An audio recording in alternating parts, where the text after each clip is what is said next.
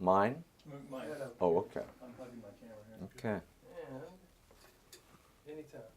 Kevin, this movie takes such an unflinching look at race. And you have said, let's back up. You are a grandfather who is taking care of a biracial child.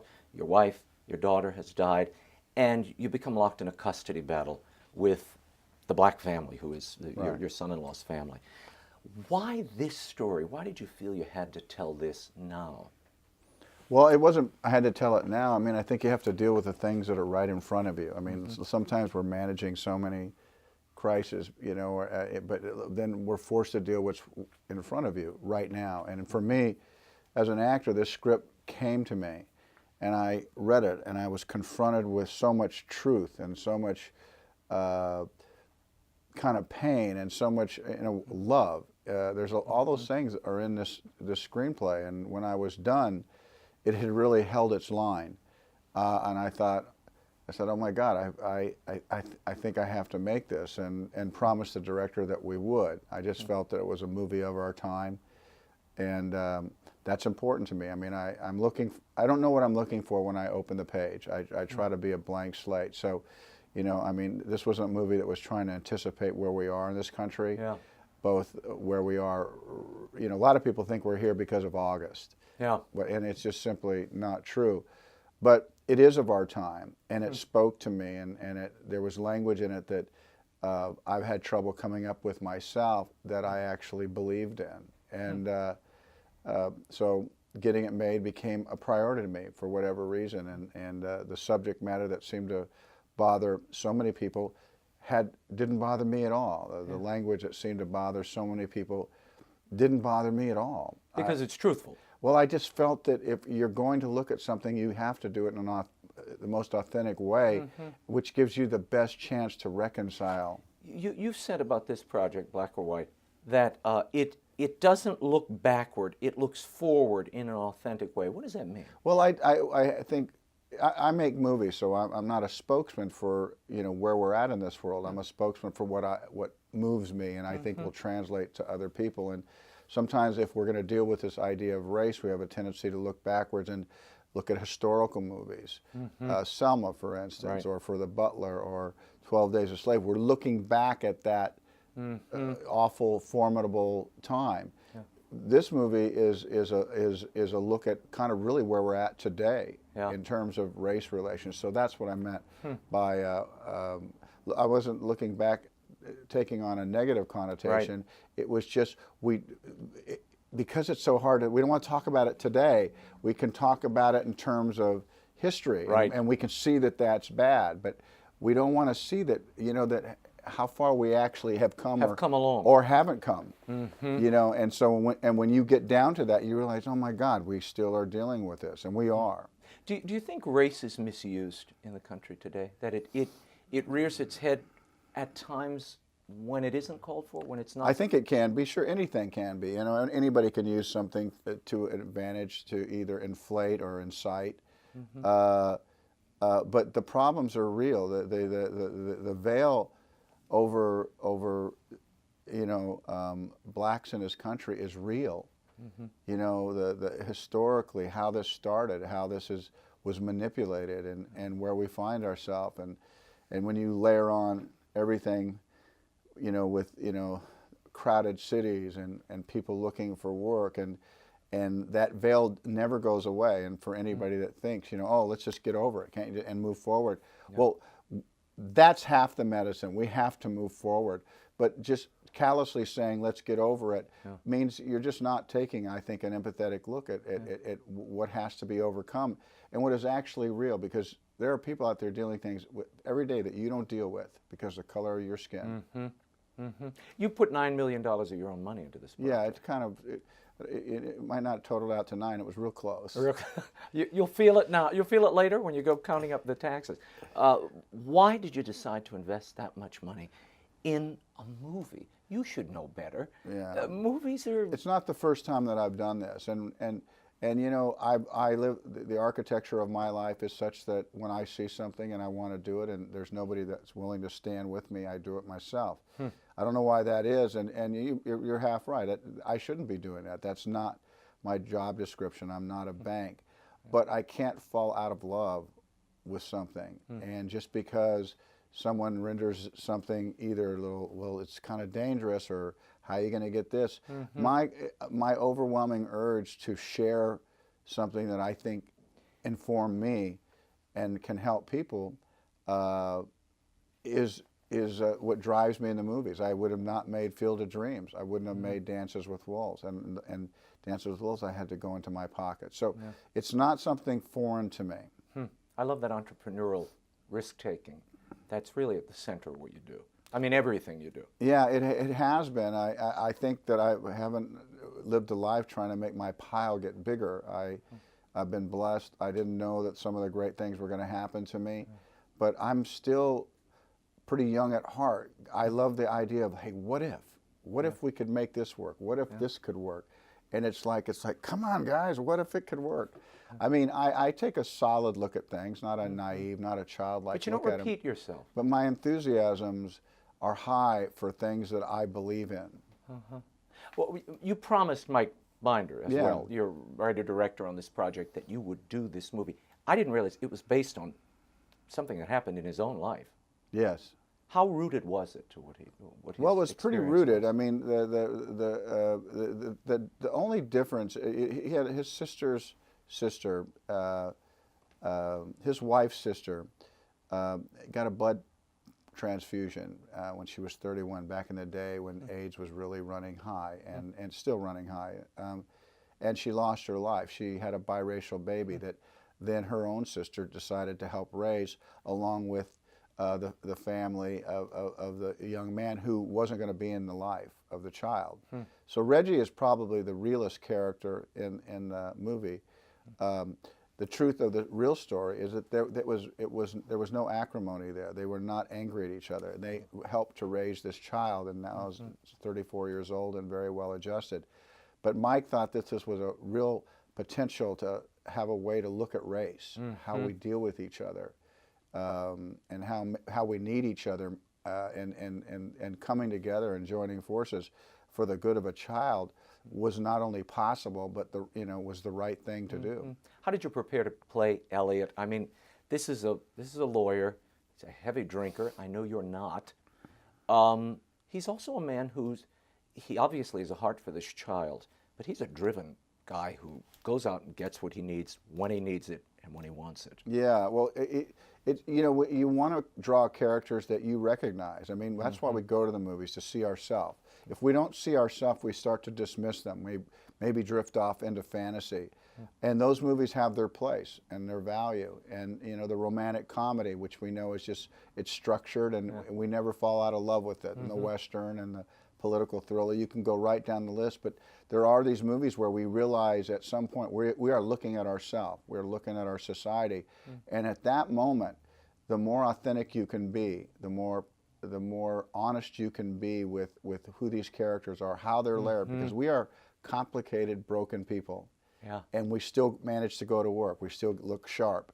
And then you go away, and people don't know that maybe your heart's on the ground. Right. And these people all have to deal with this. There's this veneer, though, that cloud between Elliot and everybody because of the drinking that you maintain through a lot of this movie. And it becomes its own obstacle. How did you build that in? I mean, it's a very layered, subtle, it's not a broad drunk. Yeah. It's really layered. What did you do? What did Binder do to get you there? Well, I wanted to be honest with it and not shirk away from it. Yeah. You could tell he was, even on the park bench, he can't Right. get his words out right. Yeah. But professional drunks have to get through their day. And so they have tricks, and I had to find those tricks myself to negotiate and to be in front of people and not let that overtake. That the mornings were way too early. You could see that he was exhausted, but the man is dealing with the loss of his lifelong partner and his daughter. Yeah. So we also understand the pain that he's living in, and now the last connection to those two women is now going to be in doubt, the custody of this little grandchild. So he begins to have to fight for his life, and then lawyers get involved. Always a bad sign. Well, you know, I have to say that, you know, they are the butt of a lot of jokes. I've needed lawyers in my life to help protect me, but I also need lawyers to be more of a soft backboard. Sometimes they're like a tip of a spear. And my lawyer that has helped me in my life is a soft backboard. You know, if I'm angry or something like that, he goes, well, let's just think about this, you know. And I appreciate that as opposed to some kind of attack dog. I was really, this is, you were getting hailed, not only by me, but by many people, this as one of the greatest performances of your career. It's layered, it's subtle, it's very moving, certainly by the end. You have called yourself an emotional detective when you approach a role. What does that mean? Well, you know, you're asked so many things and you grab these words and now they're being thrown back at you. I'll live with that. I read the words and then I try to read between the lines, you know, because I know behavior. You know, I understand what loss is and pain and I've seen dysfunction, and so I look for those things and I look how they can fit in this screenplay because, you know, my job as an actor is to become seamless for the person who's watching. You know, I know I have my name. I've been in movies, and at a certain point, you know, the hope is that you just quit watching me and you watch Elliot. And I never go away, but what happens is that character takes over. And I think being an emotional detective, looking for these opportunities, actually suddenly, boy, if you hit enough dots, people are in with you. They trust you. There is a humility and a real sense of stoic pride in these characters that you've portrayed over many, many years. As I read your biography, as I started researching you, your father, William, played a big role in your life. You talk about him as your teacher. What did he teach you? What are you trying to teach us that he gave you? Well, you know, the thing in life too is don't get caught trying to teach. You know, you know, what you watch is, I watched my father, I watched his behavior. I watched his behavior when no one was looking. That's a mark of things. My dad was a Billy from Oklahoma. You know, you might look for the elegant way of saying Bill, William. It wasn't. He was Billy with a Y. And he was Oklahoma tough. And you know, my dad's focus was on me. He came out of the Dust Bowl.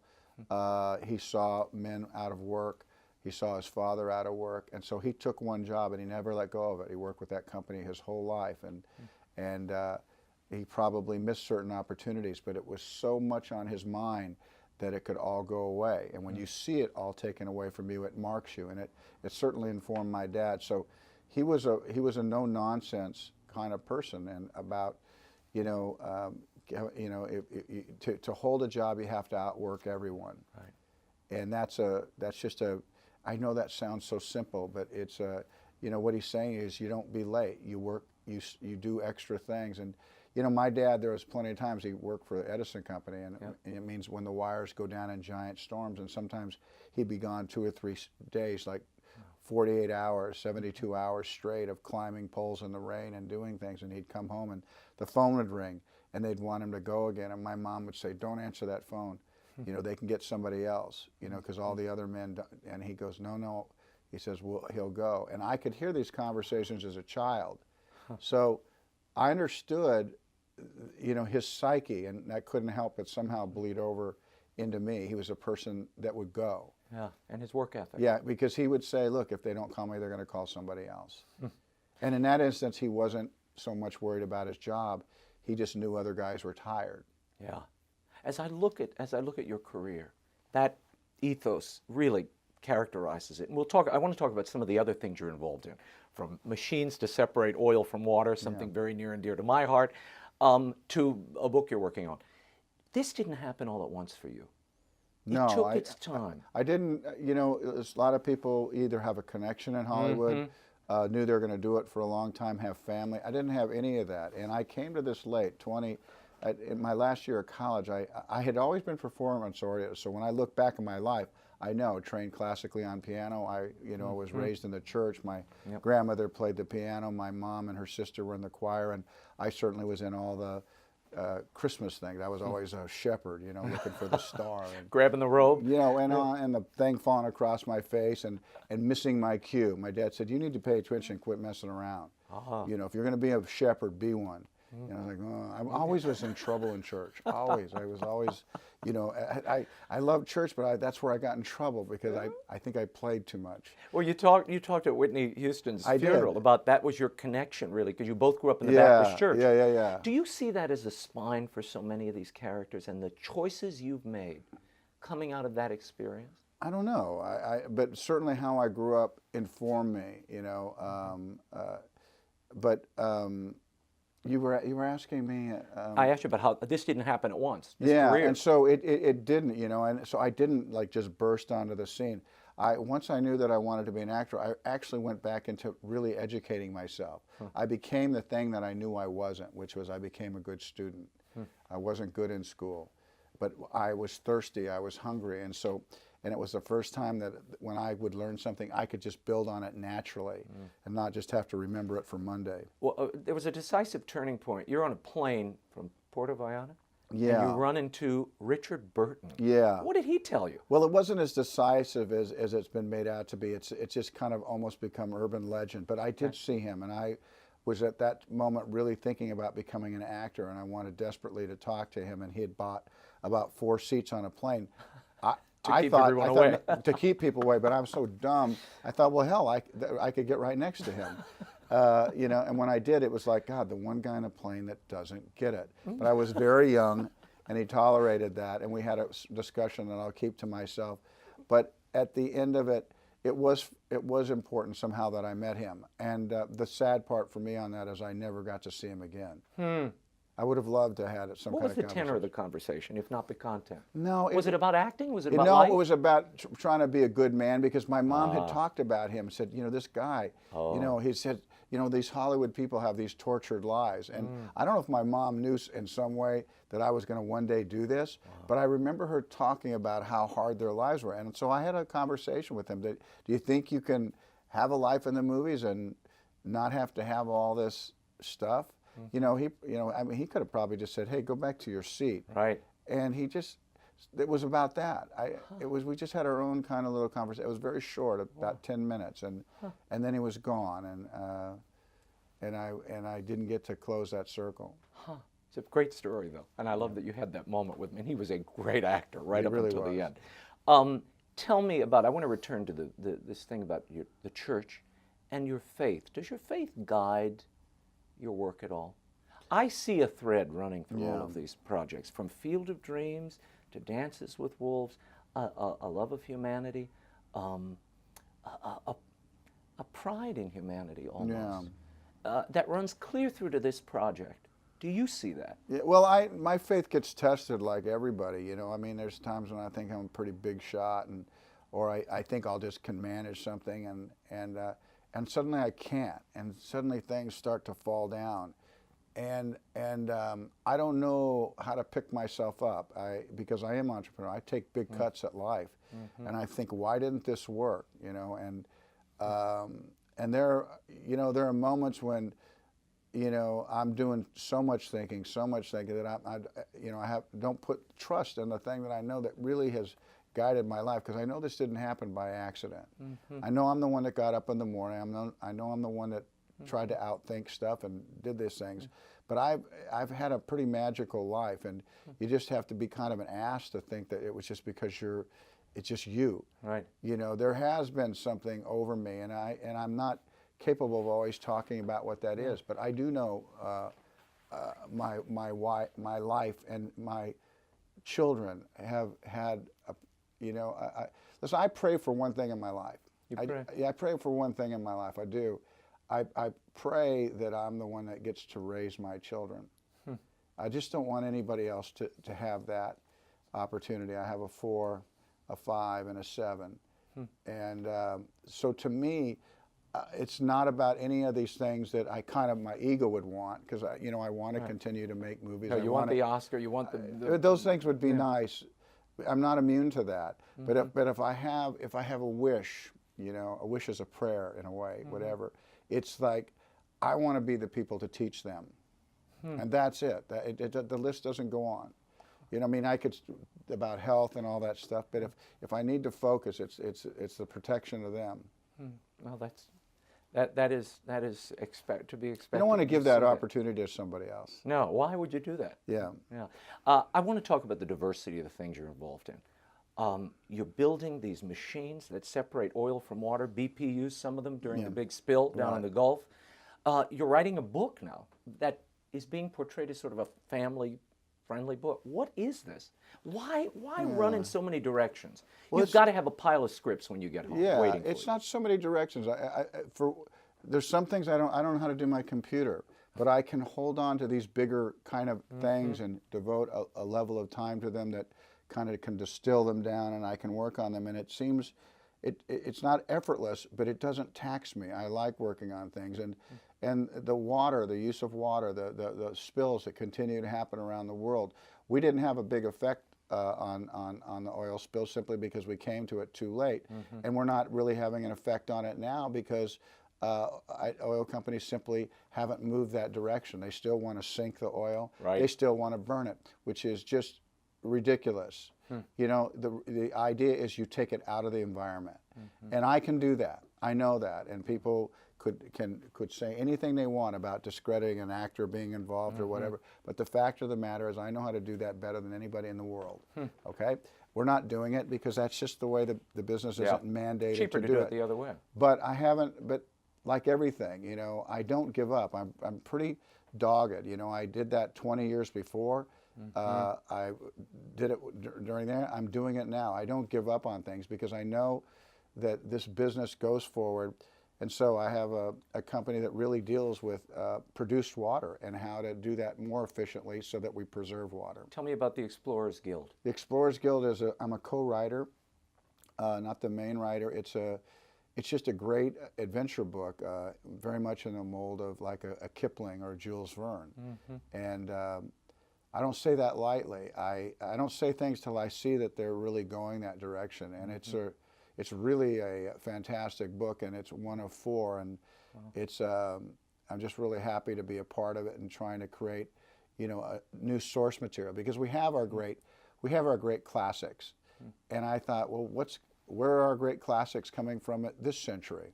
And so my hope, not that it will be, my hope is that when we're done, and it'll be out in the fall, that it can take its place with those books. Will it? I don't know. But every day we work on it, it's with that idea that this book will not only be popular in its time, but will have the weight of being able to travel through time and be appreciated. Final question, what's the mark you want to leave for your audience, for your family? You know, I guess if you're talking about my headstone. I guess. You know, so maybe a goal. We call it a goal. But maybe if somebody looked at my name and saw that and it said, and he made movies too. Great way to end the interview. Thank you.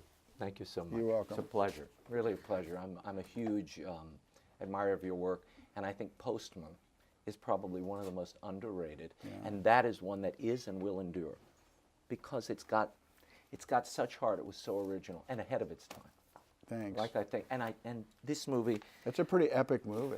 It's an unbelievable. I mean, and it still speaks, I think, today. Yeah. More than it did then, really. I know. In some ways. Can we take a quick picture? Yeah. And then we'll head out. No, I love that movie. It's a fantastic movie. I just showed it to my boys the other day. They were captivated by it. I thought, you know, some of these things just hang around, even when critics and other people just don't get it. Yeah, him being a mailman, just a liar.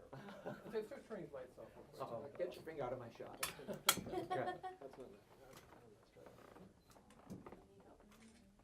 Thank you so much. This was a pleasure, really, and the film is fantastic. So enjoy the book when it comes out. Oh, I'm going to be looking for it. Well, you should come back on and talk about it. Good. Come back on. We'll talk. We'll definitely do it. That's right. Oh